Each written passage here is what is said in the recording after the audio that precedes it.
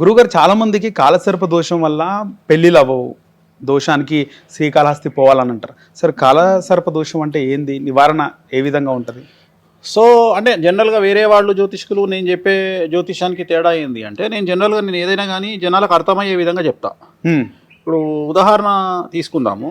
So ఇప్పుడు కాలసర్ప దోషం అంటే ఏంటంటే, ఇప్పుడు నేను మీకు ఎగ్జాంపుల్తో సహా చెప్తా. ఇప్పుడు కేతువు రాహువు మధ్యన, ఇప్పుడు ఉదాహరణ ఇప్పుడు ఇది ఉంది, ఇది చూడు. ఓకే, ఇక్కడ మనకు రాహు ఉన్నాడు, సో ఇక్కడ కేతు ఉన్నాడు, రైట్. సో దీన్ని రాహు కేతువుల మధ్యలో మిగిలిన గ్రహాలన్నీ శుక్రుడు, బుధుడు, రవి, కుజుడు, చంద్రుడు, శని, సో ఆల్మోస్ట్ ఆల్ అబ్జర్వ్ చేస్తే అన్ని వచ్చేసినాయి, మనకు మొత్తం వచ్చేసినాయి. ఓకే, సో ఇప్పుడు దీన్ని బట్టి దీని అంటే ఏమంటారు అంటే, రాహు కేతువుల మధ్యన మిగిలిన గ్రహాలు బంధింపబడడాన్ని కాలసర్ప దోషం అంటాం. ఓకే. సో ఇప్పుడు ఈ సంవత్సరం మనకు అది 2 నెలలు వస్తుంది, ఈ సంవత్సరం. సో ఎవరెవరికైతే ఇప్పుడు నేను మాట్లాడిన విధంగా వాళ్ళు ఈ టైంలో పుడతారో వాళ్ళందరి జాతకంలో కాలసర్ప దోషం ఉన్నట్లు లెక్క.